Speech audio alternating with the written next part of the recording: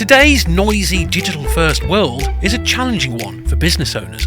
How do you get more people to know you, trust you, and to respect your brand? How do you stay front of mind with your target audience, as well as talked about in a positive way in the marketplace? The answer is public relations, but not as you know it. Get ready to unlock the potential of your business through the power of PR, content, and digital communications.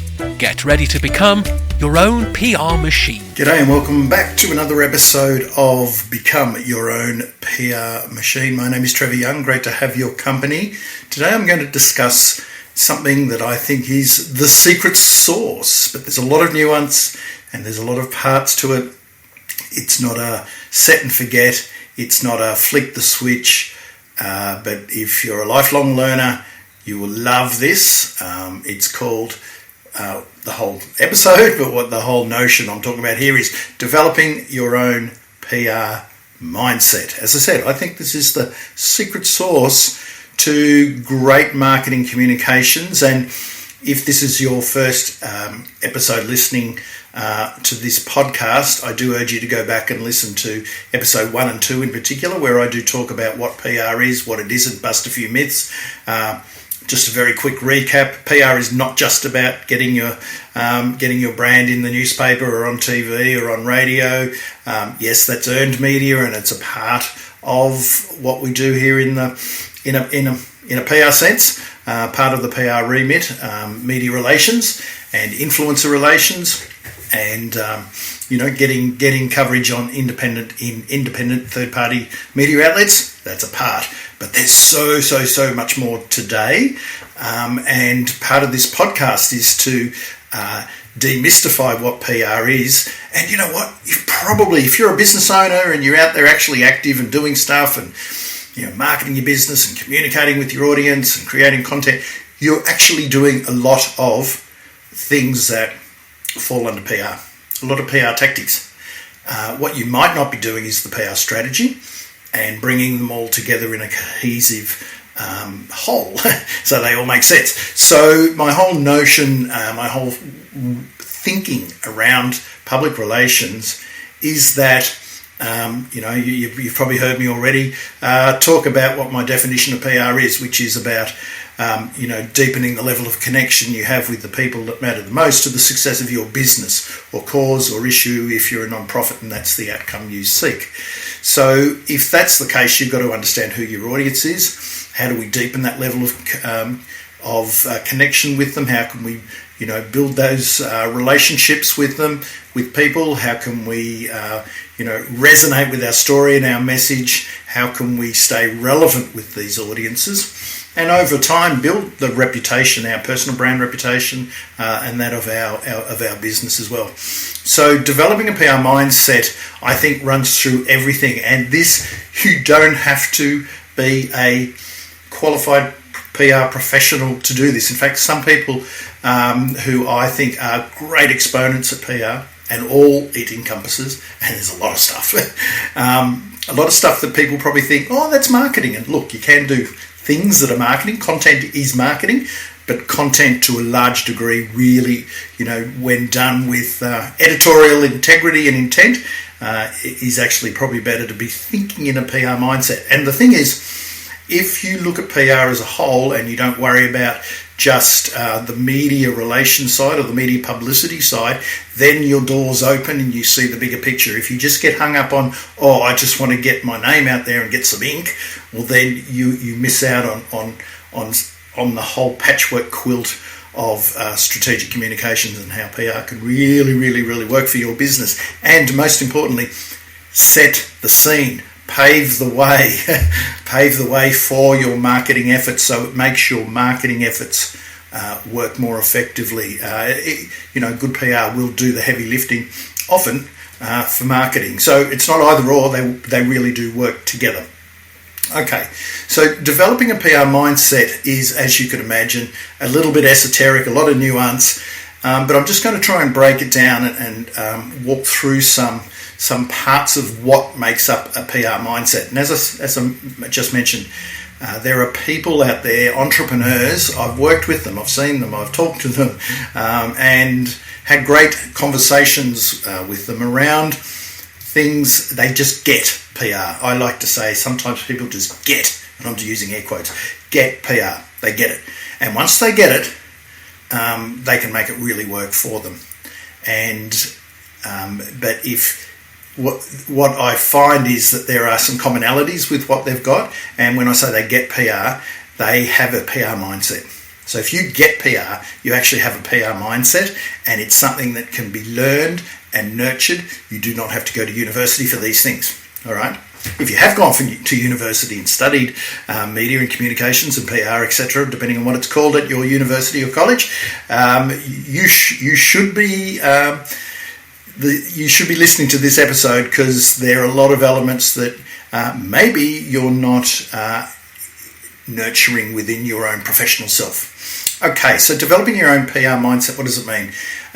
Number one, I think it's really important to understand your audience and who influences them. Now, when I say audience, audiences actually, or what we call in the PR games, which it sounds terrible, but your publics.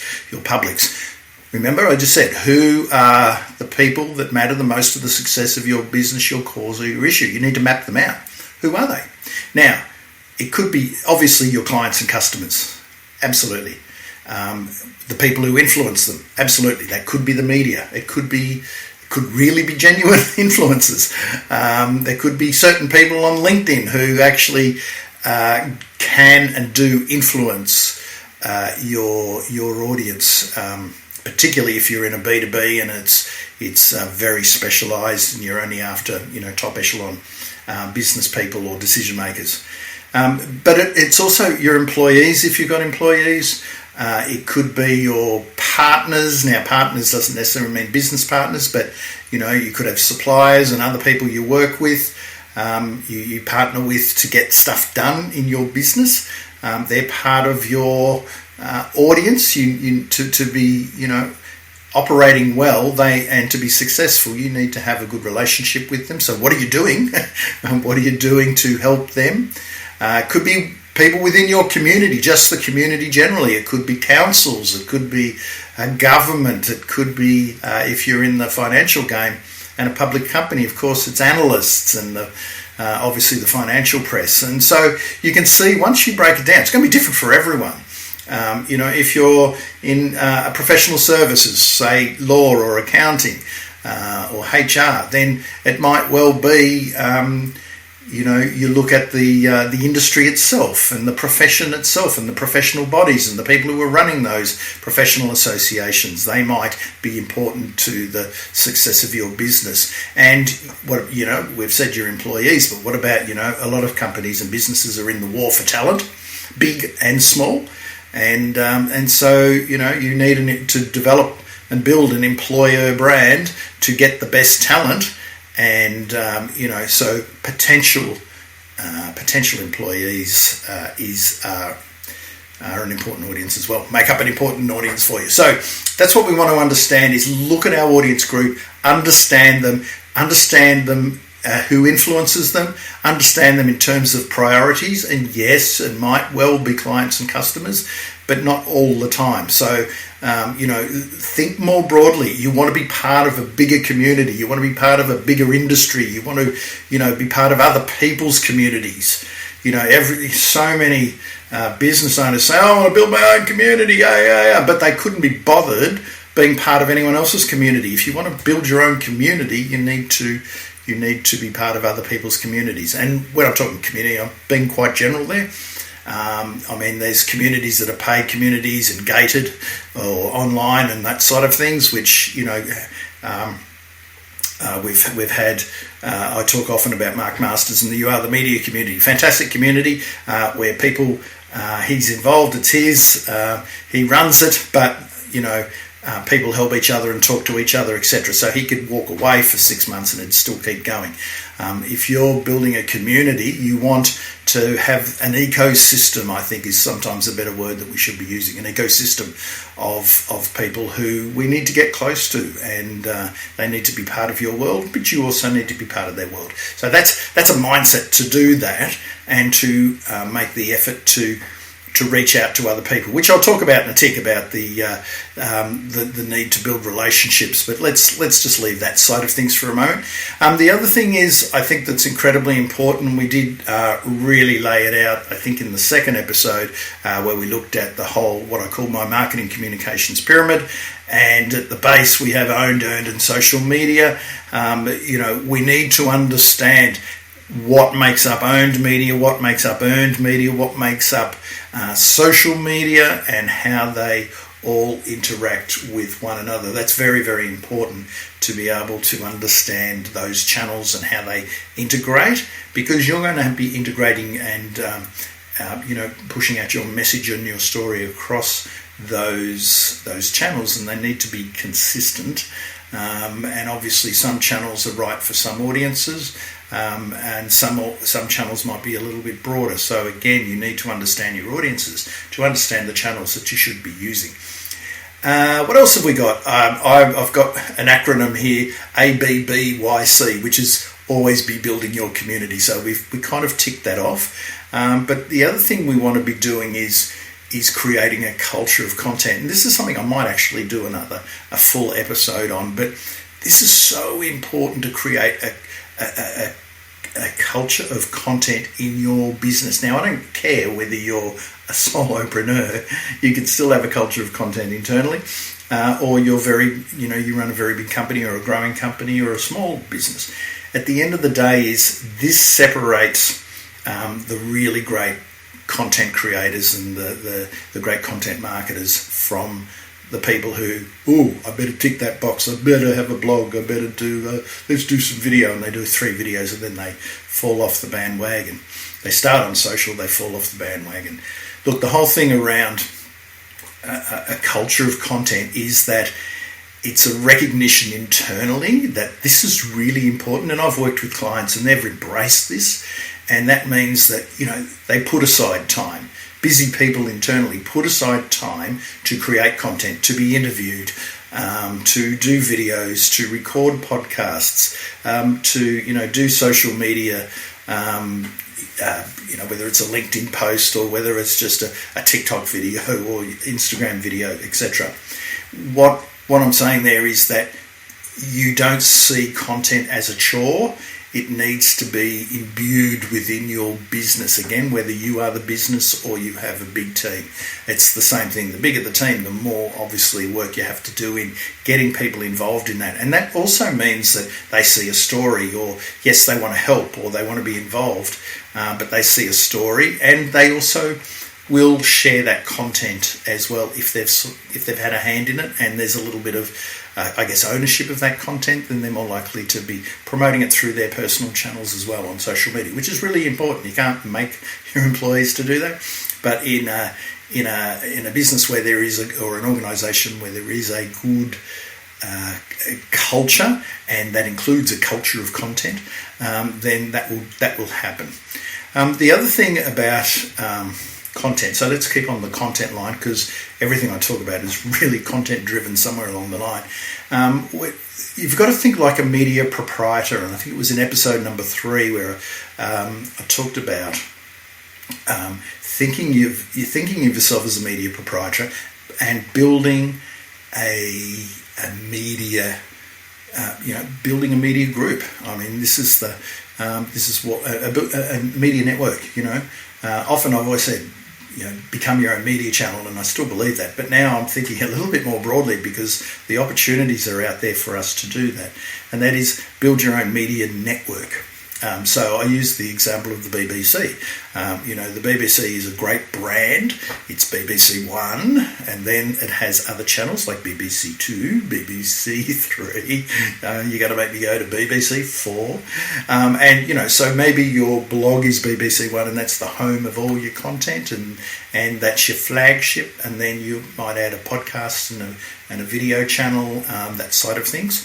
Or you might not go the blog. You might just say, look, I want a fantastic newsletter, and it's going to be my BBC One, and all roads lead to this great newsletter, which is like an online magazine, and its archives. So, think of that as your flagship, your BBC One, and then you can add some strings to that bow. Don't go crazy, of course, and try and do all the things, but as you get better at this, we've seen great content creators and whether they're independent content creators or businesses creating content to support their business. Building multiple channels out, owned media channels. And then in keeping with the BBC theme, they also have BBC Parliament, BBC News, BBC Lifestyle, so more niche channels as well. And you can think of that as your social media channels reaching different audiences. So, that's what I say. Think about yourself as a media proprietor, and it starts opening up the lines of thinking, and really starts to stretch you what is possible, and you'll start seeing the opportunities. Now, in keeping with think like a media proprietor, now we want to act like a journalist. Now, it's one thing that journalists do that they're very good at is they see stories. Journalists, by the way, aren't necessarily the best writers. You hope that they can write, and that they are good writers. You want that. Some are magnificent writers, but at the end of the day, they're not necessarily the best writers. But what they're the best at doing is digging up stories, seeing stories, being curious, asking questions. What's the hook? They're very good at the hook and the story, and then being able to lay out an article or a story. And it's not just about writing an article. Journalism, it goes across radio, there's audio journalists, there's video journalists. It's about what's the story, what's the headline, what's the hook, what's the first para, how are we going to get into it, introduce, and then, do we interview, do we have snippets, anecdotes, what's our narrative, how are we going to tell that story? So the key, though, when I say act like a journalist is really always being on the lookout for stories. I think that, in your organisation, more broadly, there's going to be a lot of stories there, but which ones are the right ones to tell, and which ones lock back into your or aligned with your content strategy. If you're running a micro business and you are a solopreneur basically, and you are the business, you will see stories. It's people that in your day-to-day travels, you'll come up with an idea. You may be speaking somewhere and you take people behind the scenes of that speaking gig. It might be that you interview people. I like the whole idea of interviewing other people and extracting their insights, stories, ideas from them. And that's, again, another good thing about being a journalist is being able to always have the radar on. Now, part of this and part of what makes a good journalist is your curiosity. And I think curiosity is a very unsung attribute to have, but I think it's possibly one of the most important attributes to have if you're a professional, career professional person, type person, and you're moving up the corporate ladder, or you're, particularly if you are a leader or an entrepreneur or a business owner. Curiosity, just again having that radar on, looking at ideas, uncovering it. Allow yourself to go down rabbit holes on the web. We say, time management. We can't spend time wasting it on social or whatever. But if you go, allow yourself time, not all the time, not the whole day, but research and go deep and look at a video and listen to podcasts and obviously read books. And of course we've got so many sources of information today. It can be quite overwhelming. So you've got to be controlling your curiosity to a degree, but who are the people that challenge your thinking, that put ideas out there, start something in the brain and think, there's something there. Like you want to be challenged. You want to see, where, if I pull this thread, where does this one go? And so I think always be nurturing your curiosity. And of course, it's not just necessarily in your domain and your lane and the things that, best practice in your area of expertise. That's really important to always be learning in that regard. It's more so around, is it music, theatre, other types of media, watching films you normally wouldn't watch. Probably being a little bit more broader in what you take in, and push yourself sometimes. If you don't watch current affairs, maybe watch current affairs. Watch some foreign films. Go into niche bookstores and have a look around. Subscribe to magazines. Subscribe to, there's so many terrific newsletters on Substack. I can't tell you. There are so many. Go onto Substack and discover a whole stack of fantastic writers, and you will be better off.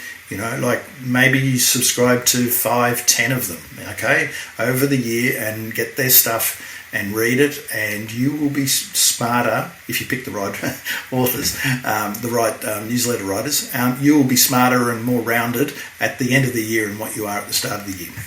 All right, I'll leave that bit now. That's curiosity. Part of that is also become a media junkie. So, we do, if we're going to really earned media is what we're talking about, and getting our brand, our ideas, our thinking, our story out into the marketplace further than what our own content can do, well then of course we need to start getting some editorial exposure on independent third-party media outlets. This definitely is in the PR remit. It's where the history of PR probably began, and years ago when I started I did a lot of that. These days some PR people don't really deal with the media, but if you're a publicist, you're dealing with the media all the time. Now, the media today, of course, as we know, you've got traditional media, you've got big blogs, you've got podcasts, you've got brands that are creating their own magazines. Often, if there's an industry journal or an industry publication, it will be an online publication, but they often have a podcast or a YouTube interview show. So today, what we define as media is very, very broad. But become a media junkie, subscribe, look, keep your eyes out, particularly in your area, or where your audience, who's your audiences, who are your priorities, what are they listening to, what are they watching, what YouTubers do they watch, what newsletters do they read, what magazines do they read, what TV shows do they watch. Have an understanding of that, and then start taking it in. Become a media junkie if you're not already. A couple of other things I want to move towards now is I like the whole idea of documenting your progress, taking people behind the scenes of your business. This is a little bit of the secret sauce. Of course, people like to see behind the public face of the business. It humanises your company, and we do business with people, not logos. If you're trying to get recruits and new employees, they want to come to a place where they can see the people and get a really good feel for the leadership and the culture. This hiding in the shadows of the boardroom doesn't work anymore. And obviously, if you're a smaller business and a solopreneur, that's a lot easier because you could be on camera every single minute of the day if you really wanted to. You wouldn't get much done, but it's a lot easier maybe than if you're leading a company with a couple of hundred staff. But the same thinking, this is all mindset, the same mindset. Let's bring people behind the scenes of our business. Let's get our experts, our internal experts, out and shine the spotlight on them. Let's shine the spotlight on our partners, on our employees, on our clients. This is all about documenting, so think more like, being like a documentary maker, and showing those sorts of stories can go a real long way in terms of differentiating your brand from everyone else, your personal brand, your business brand, because it's unique. And so this is a good way to differentiate. And in a world where there's a lot of commonalities and anyone can look good, but scratch beneath the surface, they might not be all that good. This is a great way to differentiate your brand. There's a great book that I've enjoyed reading called "Show Your Work" by Austin Kleon. Now he's talking more around the people who are creatives, and it used to be that you'd hide your work if you're a painter in the attic, and you'd hide your work until it was finished and you could unveil it to the world. But today, whether it's writing, whether it's any creative pursuit, and creating content and building a business is a creative pursuit. Don't ever let it say that it's not. then you show that work in advance. I mean, so many top authors now, they don't write the book and then unveil it. They're writing it, they're blogging about it, they're putting out articles that become blog posts that might make it into the book, and then they're sharing that and they're getting feedback from people. They're putting ideas out on social media, on Twitter, and seeing what people are thinking about it, and that might go into their book. So they're building their book in public, and certainly on the technology startup tech space, you get a lot of tech entrepreneurs who are building in public all the time. But it's not just putting it out, a beta, version of your software out there. It's telling the story behind it and where we've come from it. And you start the story well back, not just when you're launching. So when you're launching anything, I don't care whether it's a restaurant or you're going to launch a book or a new product, the story starts well before that. And you build that community and that audience before you launch. And that's, again, this is all PR type stuff. Just a couple of other things, relationships and actively connecting. So, of course, we talked earlier that it's about deepening the level of connection you have with the people who matter the most to the success of your business or your cause or your issue. And that is 100% right. And relationships is a massive part of PR. It's called public relations, or as I like to say, public relationships. And it's... who are the people you need to develop relationships with? It might be a journalist, it might be a podcaster, it might be influencers on Instagram or TikTok or LinkedIn. It might be, bloggers. And who knows? Again, it might be people in your professional association. It might be, people who have the ear of... the decision maker in a company you're selling to. So we need to understand that and develop relationships. And this is all done genuinely, authentically. This is not about just piffing out, going to an event and piffing out your business cards. Does anyone have a business cards anymore?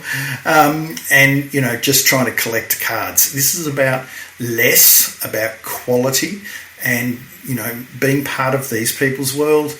They're part of your world. Content sometimes plays a role. Maybe there's, how can you deepen the connection with them? Is it going out and having coffees with them? Sometimes having a coffee with the right person who has influence in an organisation can be a really powerful thing. Attending events, meetups, community meetups, all of those things, really, really important. Industry events.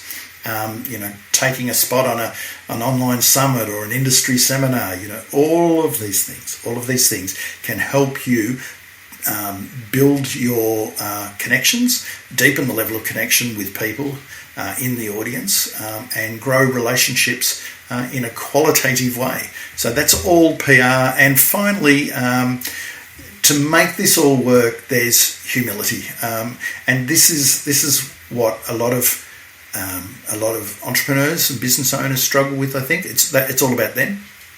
It's all about them, and a lot of thought leaders are like this as well. So I don't call them thought leaders if they make it all about them. A good thought leader brings people along for the journey.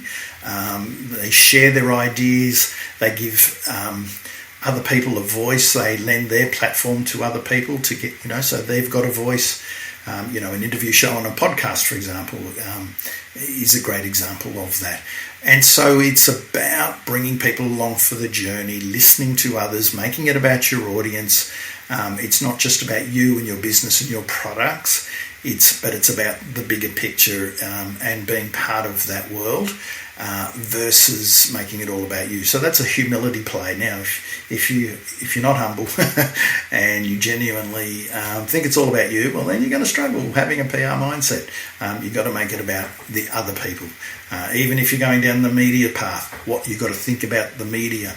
You've got to think about an editor and what he or she is struggling with on a day-to-day basis.